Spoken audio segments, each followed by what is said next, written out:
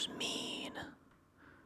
I commend you and rejoice in the fact that you are persistent in your studies, and that, putting all else aside, you make it each day your endeavor to become a better man.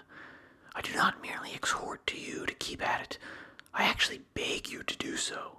I warn you, however, not to act after the fashion of those who desire to be conspicuous rather than to improve, by doing things which will rouse comments as regards your dress or general way of living. Repellent attire, unkempt hair, slovenly beard, open scorn of silver dishes, a couch on the bare earth, and any other perverted forms of self-display are to be avoided. The mere name of philosophy, however quietly pursued, is an object of sufficient scorn, and what would happen if we should begin to separate ourselves from the customs of our fellow men? Inwardly, we ought to be different in all respects, but our exterior should conform to society. Do not wear too fine, nor yet too frowsy a toga. One needs no silver plate encrusted and embossed in solid gold, but we should not believe the lack of silver and gold to be proof of this simple life. Let us try to maintain a higher standard of life than that of the multitude, but not a contrary standard. Otherwise, we shall frighten away and repel the very persons whom we are trying to improve. We also bring it about that they are unwilling to imitate us in anything, because they are afraid lest they might be compelled to imitate us in everything. The first thing which philosophy undertakes to give is fellow feeling with all men. In other words, sympathy and sociability. We part company with our promise if we are unlike other men. We must see to it that the means by which we live, by which we wish to draw admiration, be not absurd and odious. Our motto, as you know, is live according to nature. But it is quite contrary to nature to torture the body, to hate unlabored elegance, to be dirty on purpose, to eat food that is not only plain, but disgusting and forbidding. Just as it is a sign of luxury to seek out dainties, so it is madness to avoid that which is customary and can be purchased at no great price. Philosophy calls for plain living, but not for penance, and we may perfectly well be plain and neat at the same time. This is the mean of which I approve. Our life should observe a happy medium between the ways of a sage and the ways of the world at large. All men should admire it, but they should understand it also. Well then, shall we act like other men? Shall there be no distinction between ourselves and the world? Yes, a very great one. Let men find that we are unlike the common herd if they look closely. If they visit us at home, they should admire us rather than our household appointments. He is a great man who uses earthenware dishes as if they were silver, but he is equally great who uses silver as if it were earthenware. It is the sign of an unstable mind not to be able to endure riches. But I wish to share with you today's prophet also. I find in the writings of our Hecato that the limiting of desires helps also to cure fears. Cease to hope, he says, and you will cease to fear. But how, you will reply, can things so different go side by side? In this way, my dear Lucilius, though they do seem at variance, yet they are really united. Just as the same chain fastens the prisoner and the soldier who guards him, so hope and fear, dissimilar as they are, keep step together. Fear follows hope. I am not surprised that they proceed in this way. Each alike belongs to a mind that is in suspense, a mind that is fretted by looking forward to the future. But the chief cause of both these ills is that we do not adapt ourselves to the present, but send our thoughts a long way ahead. And so foresight, the noblest blessing of the human race, becomes perverted. Beasts avoid the dangers which they see, and when they have escaped they are free from care, but we men torment ourselves over that which is to come, as well as over that which is past. Many of our blessings bring bane to us, for memory recalls the tortures of fear, while foresight anticipates them. The present alone can make no man wretched. Farewell. Letter 6. On sharing knowledge. I fear, my dear Lucilius, that I am being not only reformed, but transformed. I do not yet, however, assure myself or indulge the hope that there are no elements left in me which need to be changed. Of course, there are many that should be made more compact, or made thinner, or be brought into greater prominence. And indeed, this very fact is proof that my spirit is altered into something better, that it can see its own faults, of which it was previously ignorant. In certain cases, sick men are congratulated because they themselves have perceived that they are sick. I therefore wish to impart to you this sudden change in myself. I should then begin to place a surer trust in our friendship, the true friendship which hope and fear and self-interest cannot sever, the friendship in which and for the sake of which men meet death. I can show you many who have lacked not a friend, but a friendship. This, however, cannot possibly happen when souls are drawn together by identical inclinations into an alliance of honorable desires. And why can it not happen? Because in such cases, men know that they have all things in common, especially their troubles. You cannot conceive what distinct progress I notice that each day brings to me. And when you say, "Give me also a share in these gifts which you have found so helpful," I reply that I am anxious to heap all these privileges upon you, and that I am glad to learn in order that I may teach.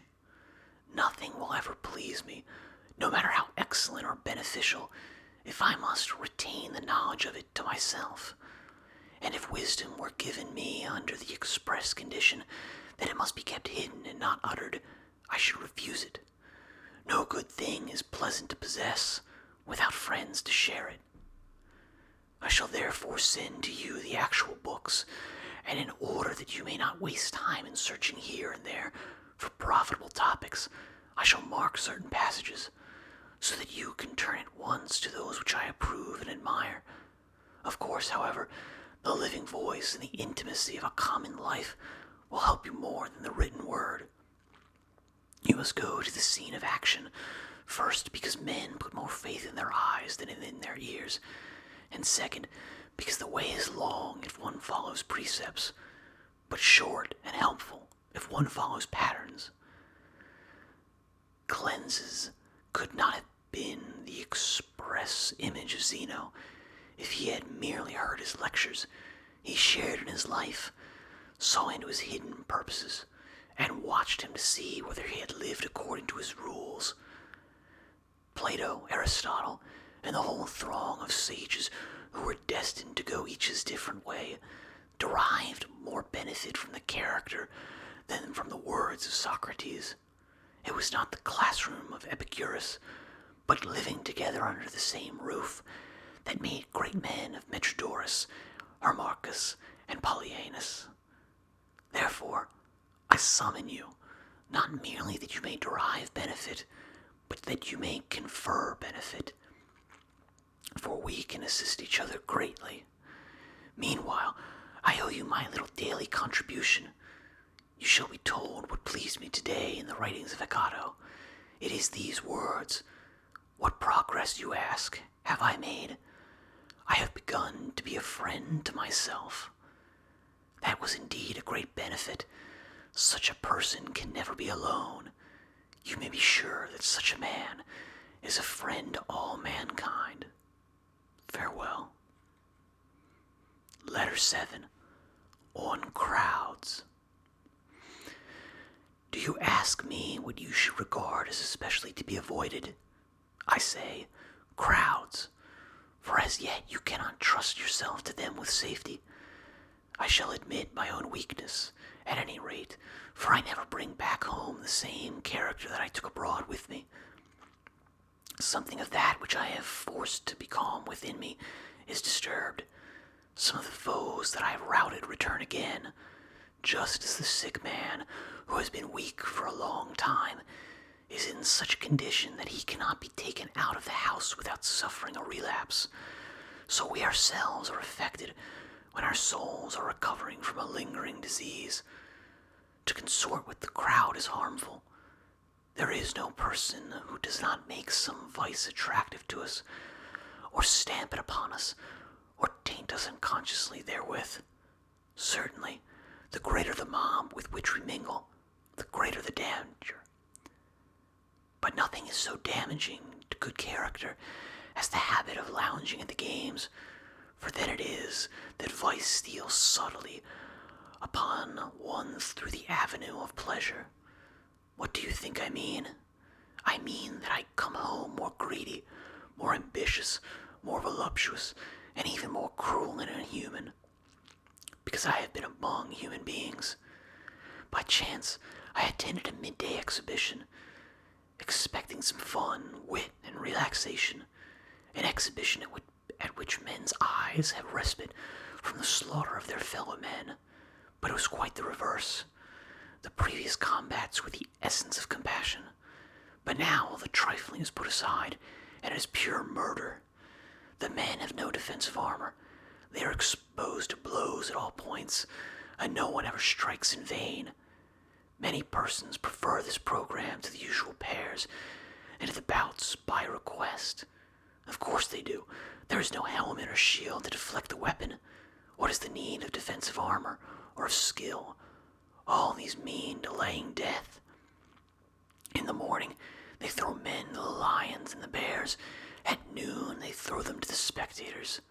The spectators demand that the slayer shall face the man who is to slay him in his turn, and they always reserve the latest conqueror for another butchering.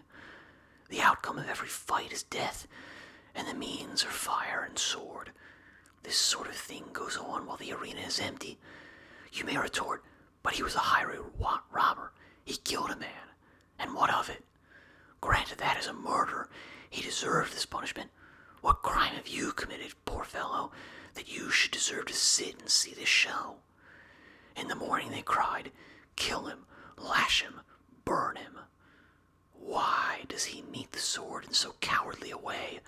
Why does he strike so feebly? Why doesn't he die game? Whip him to meet his wounds. Let them receive blow for blow, with chests bared and exposed to the stroke. And when the game stopped for the intermission, they announce a little throat-cutting in the meantime, so that there may still be something going on. Come now, do you not understand even this truth, that a bad example reacts on the agent? Thank the immortal gods that you are teaching cruelty to a person who cannot learn to be cruel. The young character, which cannot hold fast to righteousness, must be rescued from the mob. It is too easy to side with the majority.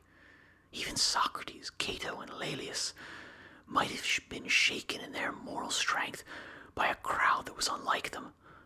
So true it is that none of us, no matter how much he cultivates his abilities, can withstand the shock of faults that approach, as it were, with so great a retinue.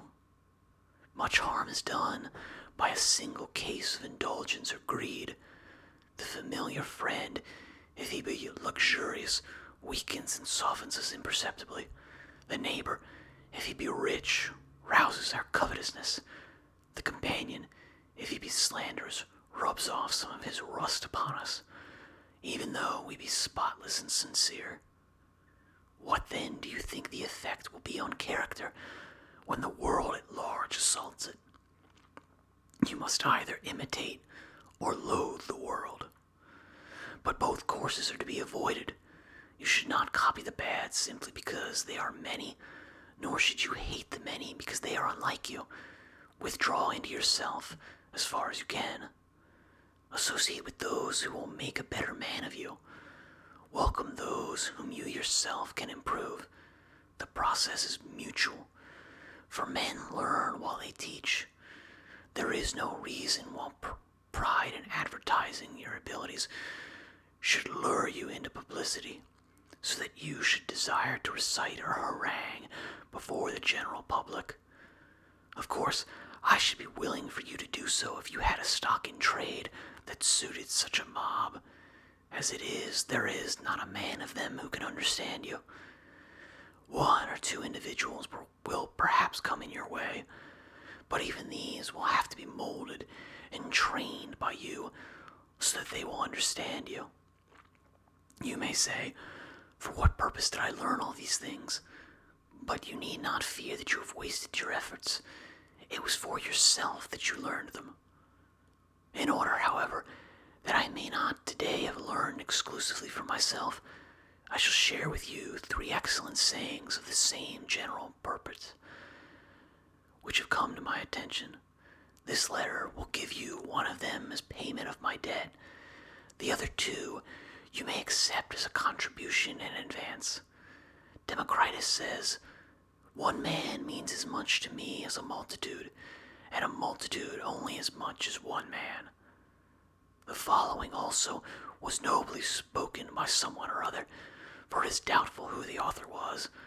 They asked him what was the object of all this study applied to an art that would reach but very few. He replied, "I am content with few, content with one, content with none at all." The third saying, and a noteworthy one too, is by Epicurus, written to one of his partners of his studies. "I write this not for the many, but for you. Each of us is enough of an audience for the other." Lay these words to heart, Lucilius, that you may scorn the pleasure which comes from the applause of the majority. Many men praise you, but have you any reason for being pleased with yourself? If you are a person whom the many can understand, your good qualities should face inwards. Farewell. Letter 8. On the philosopher's seclusion. Do you bid me, you say, shun the throng and withdraw from men, and be content with my own conscience? Where are the consuls of your school, which order a man to die in the midst of active work? As to the course which I seem to you to be urging you on now and then, my object in shutting myself up and locking the door is to be able to help a greater number. I never spend a day in idleness. I appropriate even a part of the night for study. I do not allow time for sleep, but yield to it when I must. And when my eyes are wearied with waking and ready to fall shut, I keep them at their task.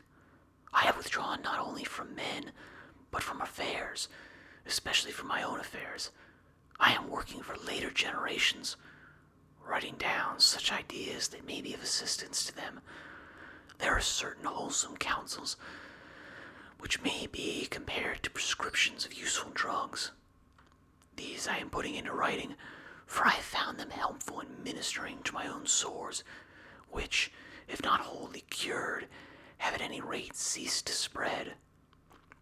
I point other men to the right path, which I have found late in life, when wearied with wandering. I cry out to them, avoid whatever pleases the throng, avoid the gifts of chance, halt before every good which chance brings upon you, in a spirit of doubt and fear, for it is the dumb animals and fish that are deceived by tempting hopes. Do you call these things the gifts of fortune? They are snares, and any man among you who wishes to live a life of safety will avoid to the utmost of his power these limited twigs of our favor, by which we mortals, most wretched in this respect also, are deceived. For we think that we hold them in our grasp, but they hold us in theirs. Such a career leads us into precipitous ways, and life on such heights ends in a fall. Moreover, we cannot even stand up against prosperity when she begins to drive us to leeward, nor can we go down either, with this ship at least on our course, or once for all, fortune does not capsize us. She plunges our bows under and dashes us on the rocks. Hold fast, then, to this sound and wholesome rule of life, that you indulge the body only so far as is needful for good health. The body should be treated more rigorously, that it may not be disobedient to the mind. Eat merely to relieve your hunger, drink merely to quench your thirst, dress merely to keep out the cold, house yourself merely as a protection against personal discomfort. It matters little whether the house be built of turf or of variously colored imported marble. Understand that a man is sheltered just as well by a thatch as by a roof of gold. Despise everything that useless toil creates as an ornament and an object of beauty, and reflect that nothing except the soul is worthy of wonder, for to the soul, if it be great, naught is great. When I commune in such terms with myself and with future generations, do you not think that I am doing more good than when I appear as consul in court, or stamp my seal upon a will, or lend my assistance in the Senate by word or action to a candidate? Believe me, those who seem to be busied with nothing are busied with greater tasks. They are dealing at the same time with things mortal and things immortal. But I must stop and pay my customary contribution to balance this letter. The payment shall not be made from my own property, for I am still conning Epicurus. I read today in his works the following sentence: if you would enjoy real freedom, you must be the slave of philosophy. The man who submits and surrenders himself to her is not kept waiting. He is emancipated on the spot, for the very service of philosophy is freedom. It is likely that you will ask me why I quote so many of Epicurus's noble words instead of words taken from our own school. But is there any reason why you should regard them as sayings of Epicurus and not common property? How many poets give forth ideas that have been uttered or may be uttered by philosophers? I need not touch upon the tragedians and our writers of national drama, for these last are also somewhat serious, and stand halfway between comedy and tragedy. What a quantity of sagacious verses lie buried in the mime! How many of Publilius' lines are worthy of being spoken by buskin-clad actors, as well as by wearers of that slipper. I shall quote one verse of his, which concerns philosophy, and particularly that phrase of it which we were discussing a moment ago, wherein he says that the gifts of chance are not to be regarded as part of our possessions.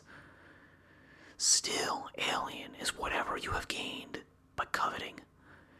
I recall that you yourself expressed this idea much more happily and concisely. What chance has made yours is not really yours. And a third, spoken by you still more happily, shall not be omitted. The good that could be given can be removed. I shall not charge this up to the expense account, because I have given it to you from your own stock. Farewell.